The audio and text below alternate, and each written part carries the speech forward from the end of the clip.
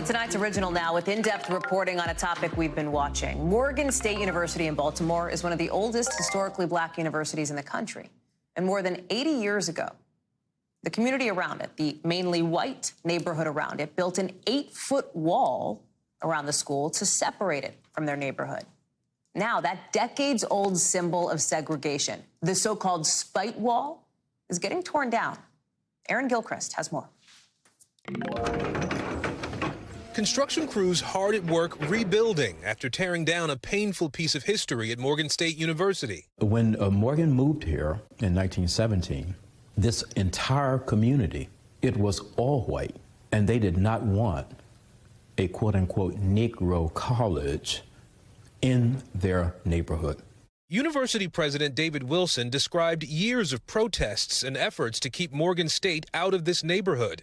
Ultimately, when the school installed its first black president in 1939, a wall went up. This wall was to send a signal that the community was not in support of what they called a Negro invasion. They were concerned about their property values. There were even comments that the Negroes would taint the very air that we breathe. There were comments that we'd rather be neighbors to ignorant blacks than educated blacks. Green says segregation or spite walls were not uncommon across the post-Civil War U.S.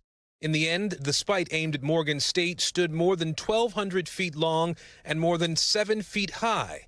But last week, the wall came down. This day coming years after the university bought part of the old shopping center where most of the barrier once stood and raised new education buildings around it.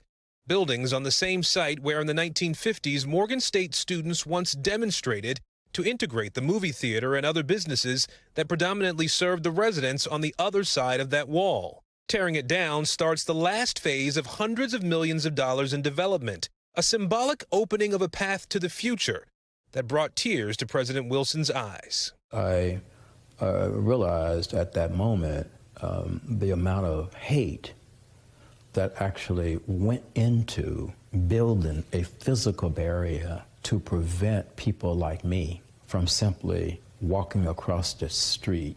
It's finally time for hope to rise. Wilson says that progress happening with input from both the city of Baltimore and the surrounding communities. Today, the historically black university is thriving with an expanding footprint and more than 9,000 students. Yeah, I'm definitely glad it's gone. Definitely glad it's gone.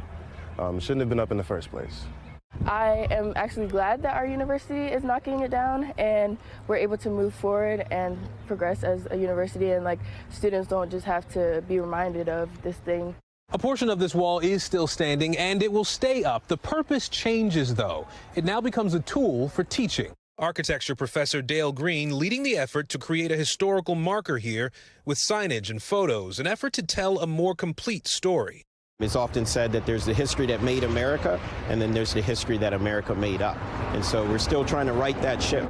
Aaron Gilchrist, NBC News, Baltimore. Thanks for watching our YouTube channel. Follow today's top stories and breaking news by downloading the NBC News app.